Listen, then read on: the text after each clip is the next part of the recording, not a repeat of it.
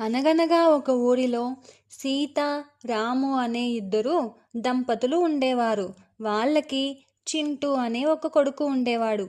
వాళ్ళు పొలం పనులు చేసుకుంటూ తమ పిల్లాడితో సంతోషంగా జీవితం గడిపేవాళ్ళు.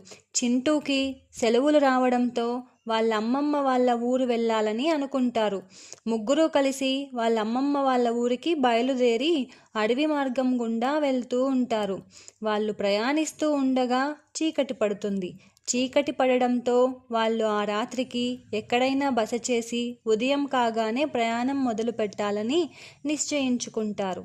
అలా వాళ్ళు ఆ రాత్రి పక్కనే ఉన్న ఒక గుహలోకి వెళ్తారు. ఆ గుహ లోపల అన్ని ఎముకలు, పుర్రెలు ఉంటాయి.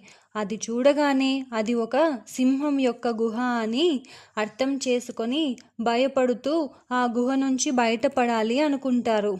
అంతలో చింటూ దూరం నుంచి గుహ వైపే వస్తున్న సింహాన్ని చూపిస్తాడు.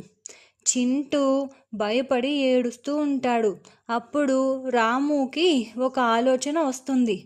ఆ ఆలోచనని అమలు చేస్తూ సింహంకి వినపడేలాగా బిగ్గరగా, చింటూ, నువ్వు ఏడవకు, సింహం వచ్చే వేళ అయింది. అది రాగానే దాన్ని చంపి దాని గుండెని నీకు ఇస్తాను అని బిగ్గరగా చెప్తాడు. అది విన్న సింహం భయపడి పారిపోతూ ఉంటుంది. అలా పారిపోతూ ఉండగా ఒక తోడేలు సింహంని ఎందుకలా పరిగెడుతున్నావు అని అడుగుతుంది. దానికి సింహం తన గుహలో విన్నదంతా చెప్తుంది. అప్పుడు తోడేలు సింహంతో, నీ గుహలోకి రాము వాళ్ళ కుటుంబం వెళ్ళడం నేను చూశాను అని చెప్తుంది. అది విన్న సింహం కోపంతో తోడేలుని వెంట పెట్టుకొని తన గుహ దగ్గరికి బయలుదేరుతుంది. వీరి రాకను గమనించిన రాము చింటూతో ఇలా అంటాడు. చింటూ, తోడేలకు చెప్పాను సింహం కనబడితే మాయమాటలు చెప్పి తీసుకురమ్మని. ఈ వేళకి సింహాన్ని తోడేలు తీసుకొస్తూ ఉంటుంది.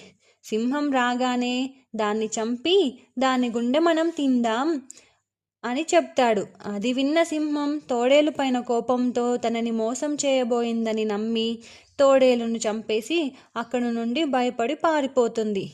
అది చూసిన రాము, సీత, చింటూ ఇక ఏ భయమూ లేకుండా ఆ రాత్రి ఆ గుహలో ఉండి ఉదయం కాగానే వాళ్ళ అమ్మమ్మ వాళ్ళ ఇంటికి వెళ్ళి సంతోషంగా సెలవులు గడిపేసి వస్తారు. ఈ కథలో నీతి ఏంటంటే సమయస్ఫూర్తితో ఎటువంటి అపాయాన్నైనా ఈజీగా జయించవచ్చు.